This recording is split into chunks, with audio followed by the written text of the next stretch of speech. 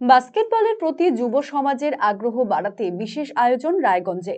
প্রতি বছরের মতো এবারেও রায়গঞ্জ ওল্ড সেন্ট জেভিয়ার্স অ্যাসোসিয়েশনের উদ্যোগে অনুষ্ঠিত হলো ইন্টার স্কুল বাস্কেটবল টুর্নামেন্ট 2024। এই খেলায় 5টি টিম অংশ নিয়েছে।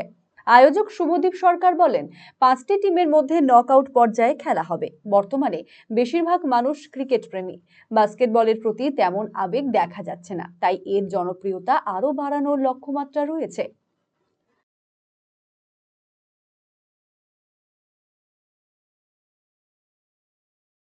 নমস্কার, প্রথমেই ধন্যবাদ জানাই আরসিটিভি সংবাদকে আমাদের এই ইন্টার স্কুল বাস্কেটবল টুর্নামেন্ট 2024 যেটা আমাদের সেকেন্ড এডিশন সেটাকে ক্যাপচার করার জন্য। আজকে বেসিক্যালি 5টা টিমের কম্পিটিশন হচ্ছে। গত বছরের মতো এবারও সেম, আমরা 5টা টিমের মধ্যে কম্পিটিশন করছি, একটা knockout competition, single day event.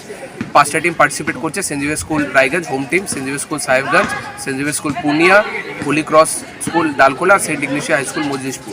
তো এর মধ্যে কম্পিটিশন হচ্ছে, সেখান থেকেই আমরা উইনার আজকে পেয়ে যাব by the end of today's evening. Obviously আমরা যদি আমরা দেখি যে আমরা ক্রিকেট প্রেমী লোক আমাদের প্রচুর, আমাদের in and out state even কান্ট্রিতে। সেই হিসেবে বাস্কেটবলের আবেগটা এখনও সেই হিসেবে আমরা সাড়া পাচ্ছি না।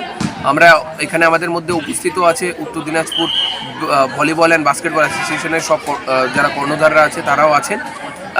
সবার প্রচেষ্টা মিলে আশা করা যায় মেবি সামনে খুব তাড়াতাড়ি আমরা বাস্কেটবলটাকেও একটা সেরকম লাইমলাইটে নিয়ে আসতে পারবো, আর আরও লোকেরা তারা বাস্কেটবলকে তাদের জীবনের ক্যারিয়ার হিসেবেও নিতে পারবে। তো আমাদের এটাই আমাদের এক্সপেকটেশন থাকবে।